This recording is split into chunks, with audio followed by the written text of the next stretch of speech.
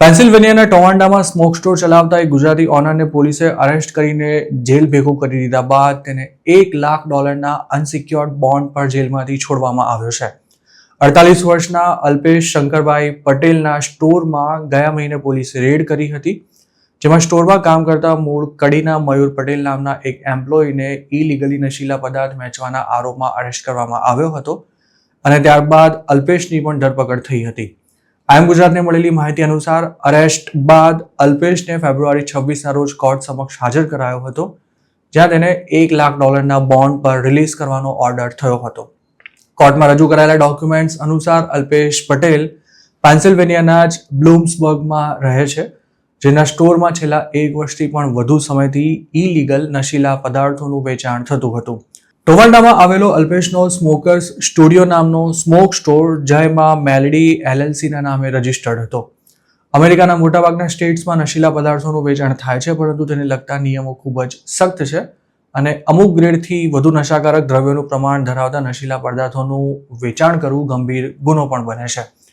અલ્પેશના smoke સ્ટોરમાં ગેરકાયદે નશીલા પદાર્થ વેચાય છે તેવી બાતમી મળ્યા બાદ પોલીસ અને નાર્કોટિક્સ યુનિટે છેક ફેબ્રુઆરી 2024થી તેની સામે તપાસ શરૂ કરી હતી.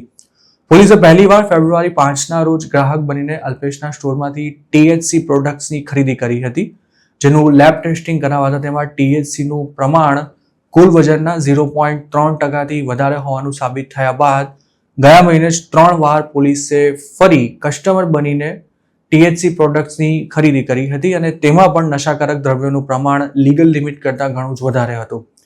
પોલીસે જ્યારે પણ સ્મોકર્સ સ્ટુડિયોમાંથી THC પ્રોડક્ટ્સ ખરીદી હતી ત્યારે કેશ રજિસ્ટર પર મયુર પટેલ હતો અને તેના દ્વારા જ તેનું વેચાણ કરવામાં આવતું હતું, જેથી ફેબ્રુઆરી 20ના રોજ સર્ચ વોરંટના આધારે સ્ટોરમાં રેડ કરાઈ ત્યારે સૌ પહેલા મયુર પટેલની જ ધરપકડ થઈ હતી.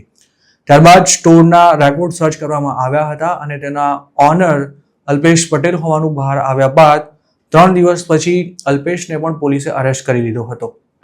અલ્પેશ પર પોલીસે 8 ફેલોની એટલે કે ગંભીર કક્ષાના જ્યારે 13 મિસડિમિનર એટલે કે હળવા ચાર્જીસ લગાવ્યા છે, જેમાં આરોપ સાબિત થવા પર તેને વર્ષો સુધી જેલમાં પણ રહેવું પડી શકે છે.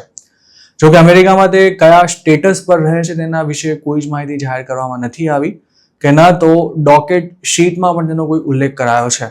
તો બીજી તરફ આ જ કેસમાં અરેસ્ટ થયેલો મયુર પટેલ યુએસમાં ઇલીગલી રહેતો હોવાનું જાણવા મળ્યા બાદ જો તેને બોન્ડ પર છોડવામાં આવે તો તે અમેરિકામાંથી ભાગી જઈ શકે છે તેવું કોર્ટને જણાવાતા તેને બોન્ડ પર છોડવાનો પણ કોર્ટ દ્વારા ઇનકાર કરી દેવાયો હતો. મયુરને અમેરિકા ગયે હજુ ખાસ સમય પણ નથી થયો અને કેલિફોર્નિયામાં તેના પર અગાઉ ઇમિગ્રેશનને લગતો એક કેસ પણ થઈ ચૂક્યો હોવાથી તેને હવે ગમે ત્યારે ડિપોર્ટ કરવામાં આવે તેવી શક્યતા છે. આ કેસમાં પોલીસે મજબૂત હોમવર્ક કર્યા બાદ સ્મોક સ્ટોર ચલાવતા આ બંને ગુજરાતીઓને પકડ્યા છે અને તેમની સામે જે પુરાવા રજૂ કરવામાં આવ્યા છે તે પણ સજ્જડ હોવાથી હવે તેમનું બચવું મુશ્કેલ લાગી રહ્યું છે.